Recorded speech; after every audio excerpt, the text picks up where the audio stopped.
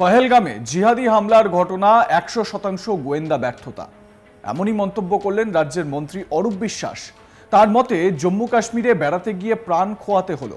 এই পর্যটকরা তো কোনো অপরাধ করেননি, তাহলে কেন এই ঘটনা ঘটল? প্রসঙ্গত পাটুলির বাসিন্দা বিতান অধিকারী স্ত্রী সন্তানকে নিয়ে গিয়েছিলেন পহেলগামে।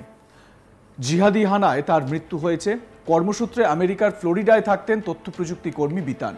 খবর পেয়ে মঙ্গলবার রাতেই তার বাড়িতে যান অরূপ বিশ্বাস। তিনি সাংবাদিক বৈঠক করেন তৃণমূল কংগ্রেসের তরফে, এবং সেই সাংবাদিক বৈঠকে তাকে যখন প্রশ্ন করা হয় তিনি বলেন যে এটা ১০০% ইন্টেলিজেন্স ফেলিয়ার, অর্থাৎ গোয়েন্দা ব্যর্থতা। ইন্টেল রিপোর্ট ছিল না, ইন্টেলিজেন্স কি করছিল, ইন্টেলিজেন্সের যে ব্যর্থতা সেই নিয়ে প্রশ্ন তুলেছেন রাজ্যের মন্ত্রী মমতা বন্দ্যোপাধ্যায়ের ক্যাবিনেট মন্ত্রী অরূপ বিশ্বাস। তিনি কি বলেছেন সাংবাদিক বৈঠকে শোনাবো আপনাদের। প্রত্যেক জায়গায় তো গাফিলতি রয়েছে, আজ এই নিরাপত্তার গাফিলতির জন্যই তো এতগুলো মানুষ মারা গেল। সেটা তো আপনারাও বুঝতে পারছেন, সাধারণ মানুষও বুঝতে পারছে। এর জন্য তো কোনো विज्ञान जाना दरकार नहीं। ये तो कोई क्वेश्चन का सवाल ही नहीं है, क्योंकि आपको सबको पता है इंटेलिजेंस फेलियर हुआ है। ये तो सबको ही पता है। इंटेलिजेंस फेलियर नहीं होने से कैसे इतना मासूम आदमी लोगों का जान गया। इन लोगों ने तो कोई गलती नहीं किया, घूमने गया। तो घूमने जाने के बाद तो उसको शिकार होने पड़ेगा।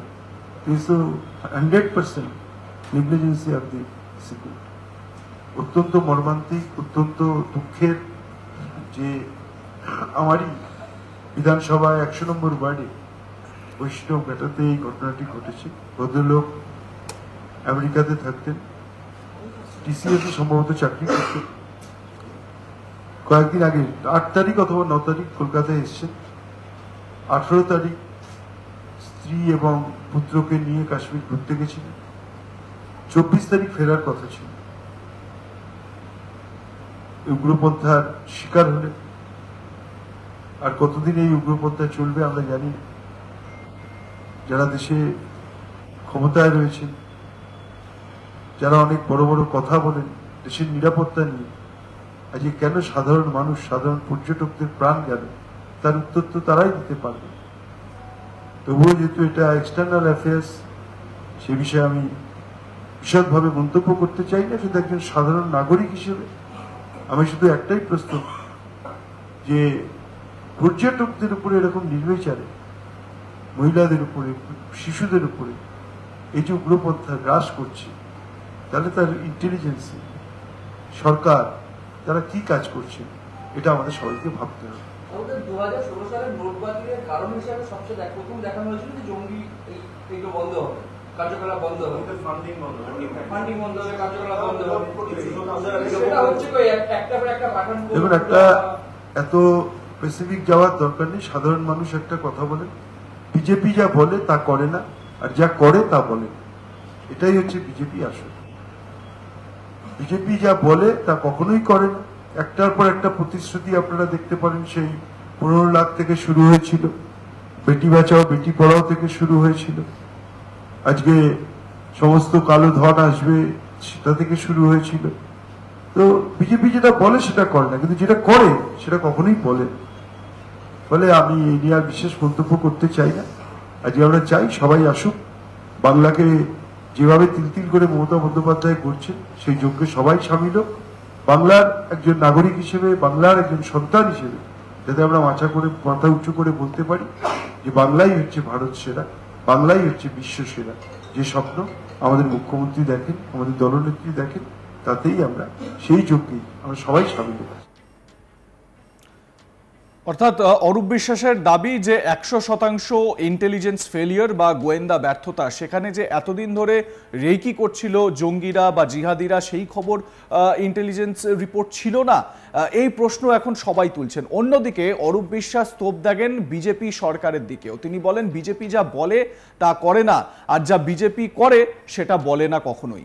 উদাহরণ হিসেবে অরূপ বিশ্বাস বলেন বেটি বাঁচাও বেটি পড়াও তো শুরু হয়েছিল, প্রচুর প্রতিশ্রুতি দিলেও কিছুই পূরণ হয়নি। কি বলেছেন অরূপ, শুনুন।